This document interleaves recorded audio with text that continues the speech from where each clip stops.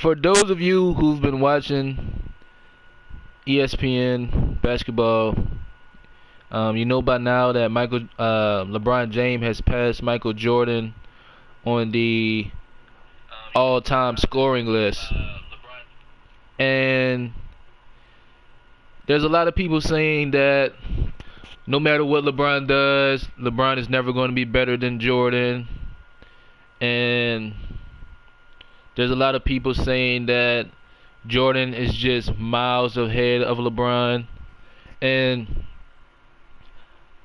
I don't, I don't think the gap is that big if there's a gap at all. Now, to the people who love Michael Jordan, listen, just stay with me, because I know when I made that statement just now, you're probably like, this guy is out of his mind. He doesn't know basketball. LeBron is not on the same level as Jordan. Is not even close. Just listen. Just listen. As far as errors and stuff like that, that's some people say the defense back then was much tougher. Some people say the defense now is better. Of course, the game was not as spaced out as it is right now, so I think it was definitely harder to score. But I don't necessarily think the defense was, miles ahead. Now, back in Jordan's era, they did have the hand check, which if you play basketball in real life, or if you just watch the game, you know that, hey, it's pretty hard to score with someone hand checking you, and with the space being clogged, that definitely is pretty hard to do. But just looking at the stats, I'm not going to go to every year. I'm just going to go for the career. For the career, Michael Jordan is averaging 30 points per game for his career.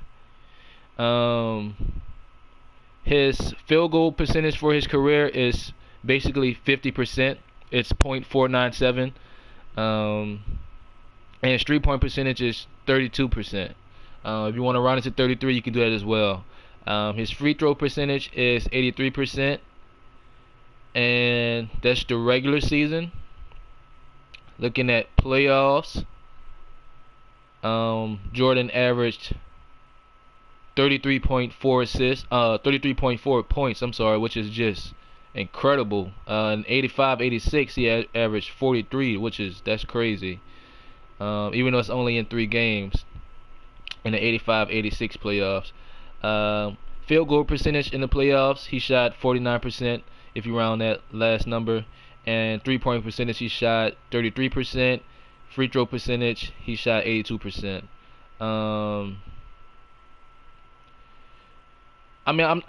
I'll get into the assists and the rebounds, but that matters, but it kind of doesn't. It does it and it doesn't. But I'll go ahead and discuss those numbers. In the playoffs, Jordan averaged 5.7 assists and 6.4 total rebounds, and in the regular season, he averaged 5.3 assists and 6.2 total rebounds. Looking at LeBron for his career, it's not over yet, but just for his career right now, he's averaging 27.2 points, and his high-end scoring average was in the 2007-2008 season. He averaged 30 points per game, averaged 7 rebounds per game, and 7 assists. Free throw percentage is 74% if you round that last number. 3-point percentage is 34%, and his field goal percentage is 50% from the field. And that's the regular season. Looking at the playoffs, his field goal percentage is 49%. 3-point percentage is 33%. Free throw percentage is 74%. Total rebounds in the playoffs is 8.9, and assists is 7.1, and his career average in the playoffs is 28.9, and his highest scoring playoff average was in the 08-09 season, where he averaged 35.3 points per game. Alright, now just taking away stats, to me, I think one of the biggest things that separates Jordan from LeBron, I believe it's to me, and I believe it's just to the people who are fans of the game as well, is that you always saw Jordan come up big in the finals. you always saw Jordan. You saw him do it on the biggest moments. You saw him hit the game winners. You saw him hit the game winning passes. You saw him always come up clutch. And LeBron, while I think a lot of the passes he has made in the playoffs and the finals were great passes, I just think that the role players didn't knock him down. But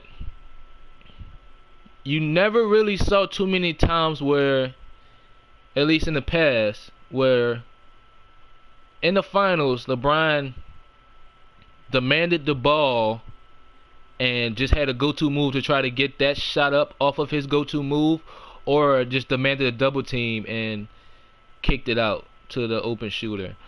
Um, the stats, the stats are pretty close. They're both efficient. They're both okay three-point shooters. They both can rebound. They both can pass.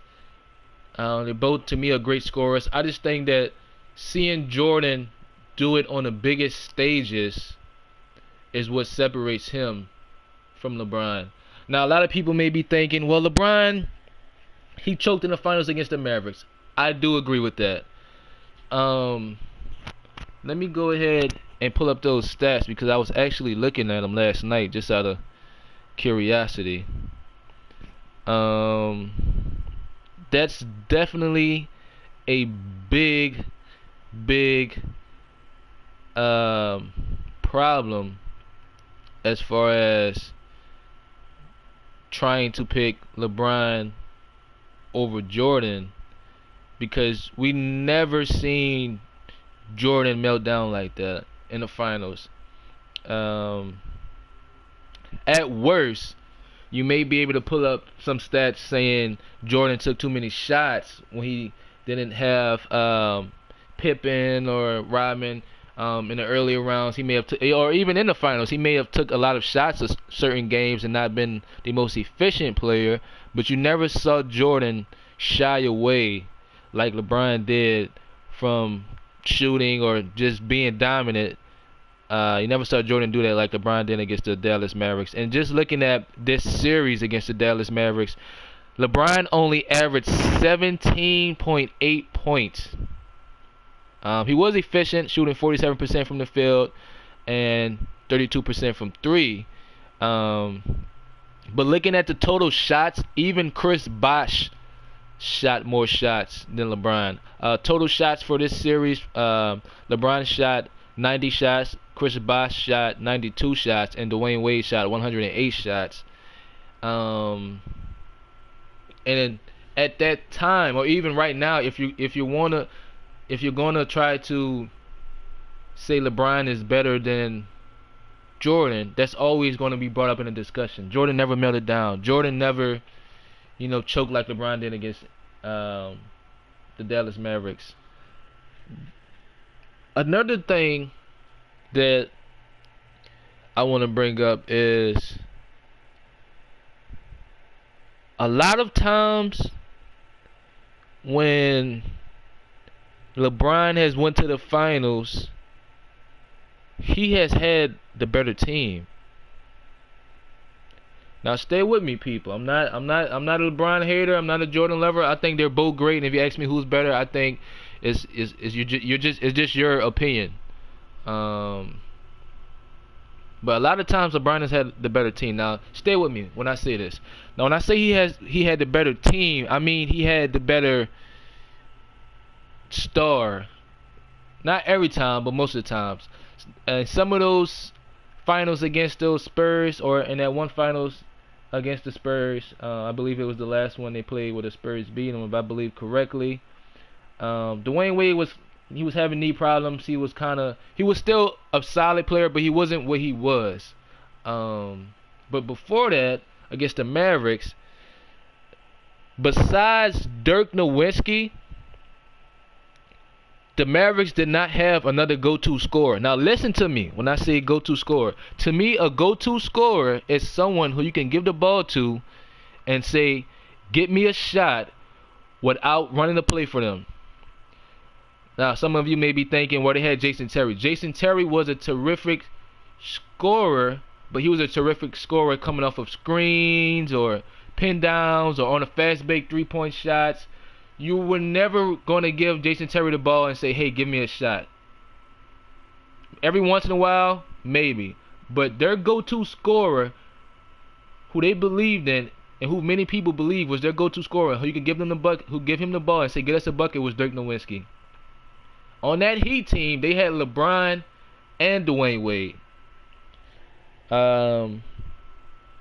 Moving on to that Thunder series, the Thunder, they were still kind of a young and upcoming team, even though Durant, Westbrook, Harden are all MVPs now, but they weren't fully in their primes yet. But I'm not taking that away from LeBron. He still came out, dominated, did what he was supposed to do. I'm not taking that away from him. That finals against the Warriors before Durant came, that was another, in my opinion, kind of Dallas Mavericks series where they didn't have another go-to scorer besides Stephen Curry. Now you guys may be thinking, hey, what about Klay Thompson? Klay Thompson, yes, off of screens, fast break threes, stuff like that. Yes, he can get you buckets, but he's not a guy who you can give the ball to and just say, spread it out, get me a bucket. Or spread it out, we're going to set the screen for you so the team can switch the screen so you can have a center or a power forward on you and just say, hey, go get us a bucket. Break him down, get us a bucket, or break him down. When the defense collapses onto you, kick it out to the open shooter. Klay Thompson is not doing that. And in that series, LeBron had Kyrie. Well, Kyrie went down, so I'll take that back. But Kyrie went down the first finals. That second finals, before they had Durant, Kyrie was healthy and played every game. LeBron had Kyrie and himself, which are two guys in LeBron and Kyrie who are more than capable of breaking down their defenders and very efficient in isolation and getting their own bucket. What Steph Curry did, in my opinion, was one of the greatest finals and playoffs performances that I've seen in a while. Because him being 6'2", 6'3", and carrying that team, even though it was a great team, great coach, great system, but still, look back on the finals, on all of the finals, and look at the guards who actually won the finals, who were the team's go-to scorer or secondary go-to scorer, and won the finals. You won't see too many players in that 6'3" and under range. But even still, with all of that being said, going back to Jordan LeBron debate, I believe you're just picking hairs, to be honest. Even if LeBron goes ahead and passes Kareem and wins another championship, which would be great, because he will be, I believe, the only player to win 3 championships with 3 different teams. I think that will be great to see, but I still think it's just all based on your opinion. Now, one thing I will say about LeBron that I'm not sure about Jordan is that give LeBron the ball. LeBron's played point guard pretty much his whole career. They just put him at small forward because he's 6'8", 260. But he's pretty much been point guard, primary ball handler for every team he's played on. One thing I can say about LeBron that I can't really say about Jordan is, I'm not sure because I haven't seen Jordan do it, is that we've seen Jordan dominate with Pippen, with Dennis Rodman being the foundation of those great teams. Put LeBron, take away this Lakers season because I have no idea what they were doing as far as with the personnel that they chose. But put LeBron with shooters and a big man who can roll to the rim and rebound and finish, and LeBron is taking that team to the conference finals or the finals. And to me, that's amazing. Put LeBron with shooters and a solid big man, and he's taking that team to the conference finals and the finals. And I believe that's in the Eastern Conference or the Western Conference. I'll tell you this. Put LeBron on that Rockets team that James Harden has right now, and he takes that team to the conference finals or the finals. Because that team has a bunch of shooters, and they have a solid big man in Clint Capella. Put LeBron on that Bucks team that Giannis is with right now, and he takes them to the conference finals or the finals. They have a bunch of shooters and a solid big man in Brook Lopez. Now, Brook Lopez isn't really the finisher at the rim that Clint Capella is, but what he lacks in finishing at the rim, he makes up for with his three-point shooting. Look at the stats. Brook Lopez is shooting about 6 threes a game, and he's shooting above average from three-point percentage.